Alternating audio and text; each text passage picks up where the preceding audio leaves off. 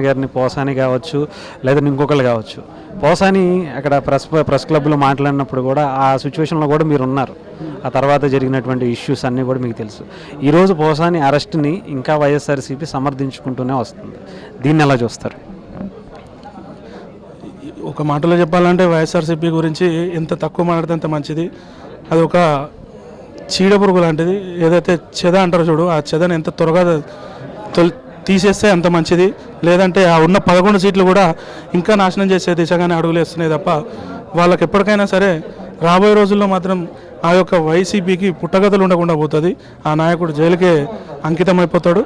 ఖచ్చితంగా ఆ పార్టీ కార్యకర్తలు కానీ ఆ నాయకులు కానీ ఏదో ఒక ఆల్టర్నేట్ చూసుకొని మంచిగా బతకడానికి ప్రయత్నం చేయాలని చెప్పేసి కోరుతా ఉన్నాను.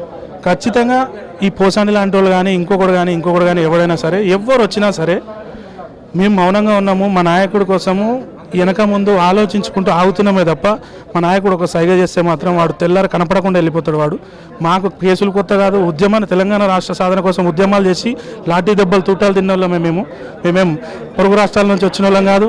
ఇంకా ఏదైనా వేరే రాష్ట్రాల నుంచో దేశాల నుంచి వచ్చి వలసలు వచ్చిన వాళ్ళం కూడా కాదు. ఉద్యమం కాగడాలు ఎత్తుకున్న వాళ్ళము. జనసేన పార్టీ అధినేత పవన్ కళ్యాణ్ గారి గురించి నిస్వార్థంగా తెలంగాణలో పోరాటం చేయడానికి సిద్ధంగా ఉన్నాము. ఈ పోసానీలు సాని కొంపల్లో దూరే ఎదవలు ఎవరు వచ్చినా సరే భయపడే ప్రసక్తి అయితే లేదు. వాళ్ళకు తగిన శాస్త్ర అయితే జరిగింది. కానీ మా చేతులారా మేము వాడికి ఏదన్నా దేహశుద్ధో ఇంకేదైనా చేస్తేనే మాకు కొంచెం మనస్ఫూర్తిగా మనశ్శాంతి ఉంటుందని చెప్పేసి మాత్రం సాటిస్ఫాక్షన్ కోసం అయితే చూస్తున్నాం. వాడిని అయితే వదిలే ప్రసక్తి అయితే లేదు. వాడు సస్తడా బత్తడా మేము చచ్చిపోతామో ఉంటామో తెలియదు, కానీ బతుకుంటే మాత్రం వాడి బాగోగులు మేము చూసుకుంటాం.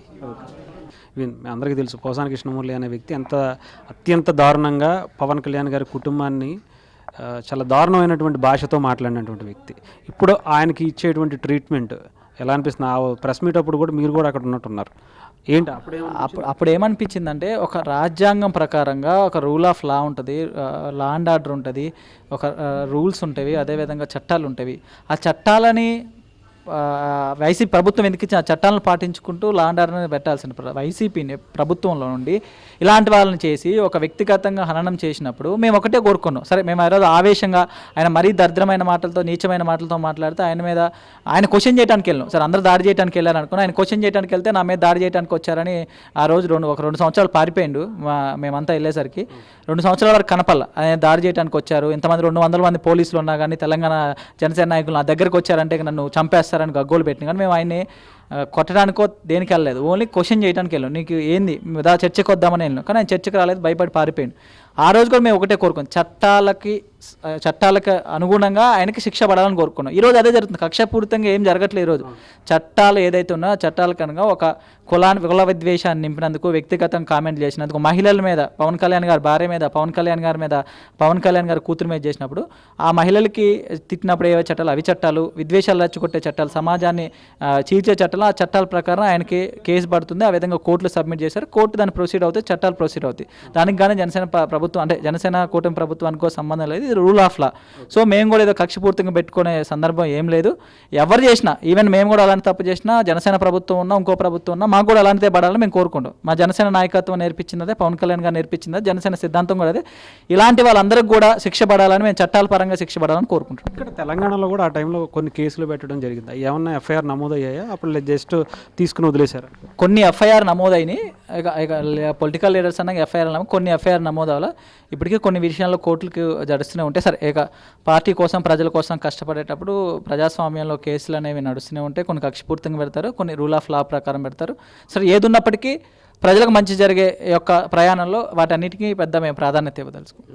ఇప్పుడు పోసాని కృష్ణమురళికి సంబంధించినటువంటి కేసులు కూడా ఇక్కడ కూడా ఉన్నట్టున్నాయి కదా, ఏమన్నా ముందుకు తీసుకురమ్మని ఏమన్నా కోరే అవకాశం ఉందా తెలంగాణ ప్రభుత్వాన్ని? అంటే చట్టాలు మరి ఆంధ్రప్రదేశ్లో అయితే ఆఫ్టర్ కూటమి అయిన తర్వాత బాగానే పనిచేస్తున్నాయి. తెలంగాణలో కూడా చట్టాలు పనిచేస్తే ఆయన ఇక్కడ కూడా అరెస్ట్ చేస్తారు. లేదు, రాజకీయ అవసరాలు చూసుకుంటే మాత్రం చెప్పలేము. సో రాజకీయాలు పక్కన పెట్టి ఖచ్చితంగా మేము కోరుకునేది ఏంటంటే, ఎవరు ఇలాంటి కామెంట్ చేసినా ఈ దేశంలో కానీ తెలంగాణ ఏ దేశంలో కూడా ఇలాంటి సంస్కృతిని ప్రోత్సహించకూడదు. మేము తెలంగాణ ప్రభుత్వాన్ని కూడా ఒకటే కోరుకుంటున్నాం. మేము అన్ని నియోజకవర్గాల్లో 119 నియోజకవర్గాల్లో ఆయన మీద మేము కంప్లైంట్ ఇచ్చిన, కొన్ని దగ్గర కంప్లైంట్ తీసుకున్నారు, కొన్ని దగ్గర కంప్లైంట్ రిజిస్టర్ చేశారు. సో అటువంటి కేసులను కూడా ముందుకు తీసుకెళ్ళి అలాంటి చీడ పురుగుల్ని సమాజంలో రాజకీయాల్లో ఒక బుద్ధి చెప్తే మిగతా అప్పుడు మేము యువ నాయకత్వం మాలాంటి వాళ్ళకి అలాంటి వాళ్ళు ఆదర్శం కాకూడదు. మాలాంటి వాళ్ళకి ఏ మహాత్మా గాంధీ గారో ఏ సర్దార్ వల్లభాయ్ పటేల్ గారో లేకపోతే అలాంటి వాళ్ళ నాయకత్వం మాకు కావాలనిపించాలి కానీ, లేకపోతే ఇంకా పెద్ద టాలర్స్ అనిపించాలి కానీ, పోసాని కృష్ణమురళి గారు ఇస్తే మేము లీడర్లు అవుతాం, పోసాని కృష్ణమురళి వ్యక్తిగత అనే ఒక పద్ధతిని ఇచ్చేయాలంటే ఖచ్చితంగా తెలంగాణ ప్రభుత్వం కూడా అలాంటి వ్యక్తిని, ఎందుకంటే ఆయన హైదరాబాద్లోనే ఉంటాడు, హైదరాబాద్లో మై హోమ్ భూజాలో ఉంటాడు. సో తెలంగాణ ప్రభుత్వం దృష్టి